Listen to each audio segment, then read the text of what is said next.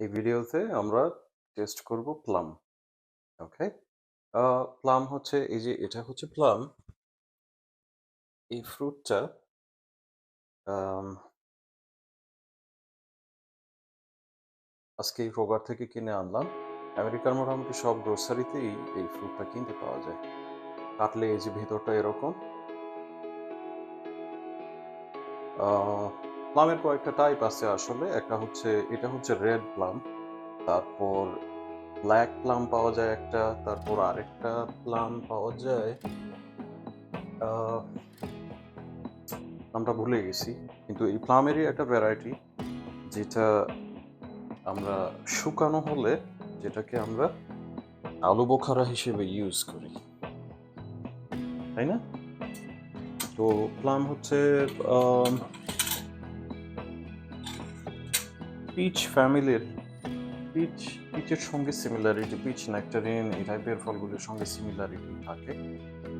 স্বাদটা একদম একদম পাকা যখন হয় ফুললি রাইপ বেশ মিষ্টি হয়।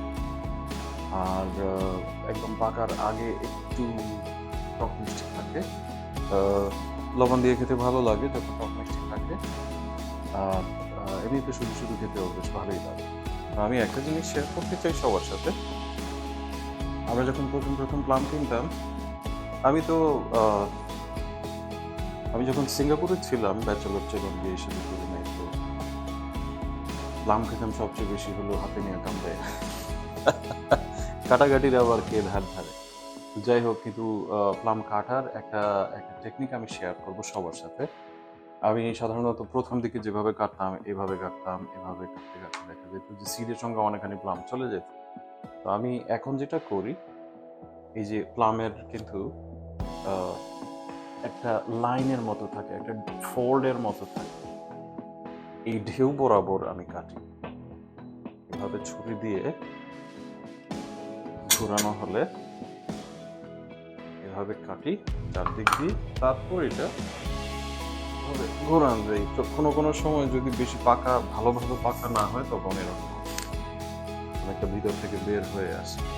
আর যদি ভালোভাবে পাকা হয় তাহলে এটা সিড থেকে খুব সুন্দরভাবে উঠে আসে। এই যে এদিকে আসো। আমি এটা টুইস্ট করতে পারি। হ্যাঁ, আমরা টেস্ট করব।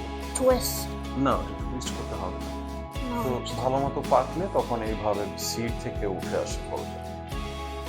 তারপর কাটলে এই যে এরকম আ সুন্দরভাবে কেটে ফেলা যায় আরকি। তো এটাও কাটার পর আম কেটে ফেললেই হয় আরকি। ২ ভাগ করার পর এটা একেবারে আজকেই কিনে আনছি একদম ফ্রেশ। এটা আসলে আমাদের আজকে রেখে দিলে কালকে এটা আরো পেকে যাবে। ফ্রিজে রাখলে আবার পাকবে না। ফ্রিজের বাইরে রাখতে হবে। আমি মনে করছি তো কিন্তু প্ল্যান্টও পারে। হ্যাঁ, প্ল্যান্টেও পাকে কিন্তু এটা তো আমরা আমাদের গার্ডেন থেকে না, এটা আমরা কিনে এনেছি গ্রোসারি। ওকে, তুমি এখন একটা পিস তুমি ট্রাই করো। একটা ট্রাই করি।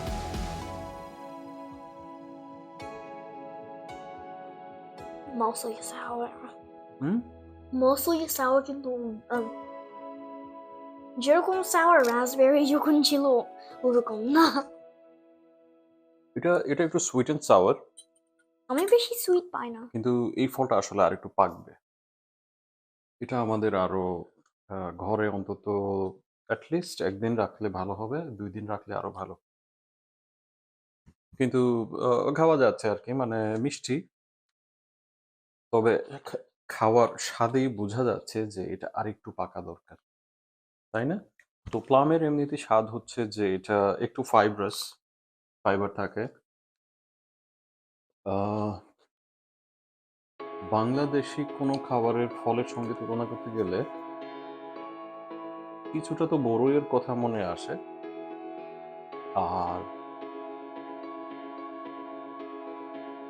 কাঁচা আম, কিছুটা কাঁচা আমের ভাব আসে। তবে খুব একটা না আসলে। আ এটা আসলে মোটামুটি ইউনিক বলা যায় আরকি। বাংলাদেশী কোনো ফলের সঙ্গে খুব বেশি সিমিলারিটি আমি মনে করতে পারতেছি না এখন। তুমি এটা খাবে না? হ্যাঁ, তো এই ফলটা এমনিতে খুবই হেলদি একটা ফুড। আম প্রচুর আয়রন থাকে, তারপর ভাইটামিন সি থাকে। মিনারেল তো থাকেই, ফাইবার থাকে প্রচুর। তো হেলদি ফুড আর কি, স্বাস্থ্যের জন্য ভালো। Well, next that will really get your last bite.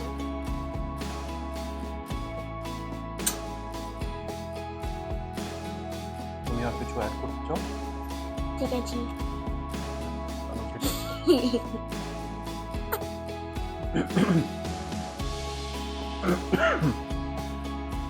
ও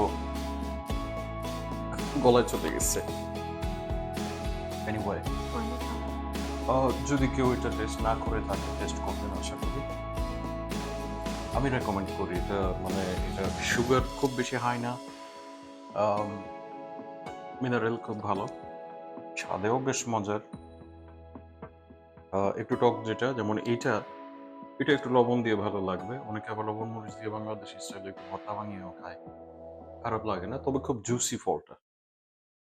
ওই ভর্তা বানালেও খুব মানে সফট ভর্তা বানাইতে হবে আর কি, তাই না? ওকে, এখানেই শেষ করবো এই ভিডিওটা। ধন্যবাদ সবাইকে।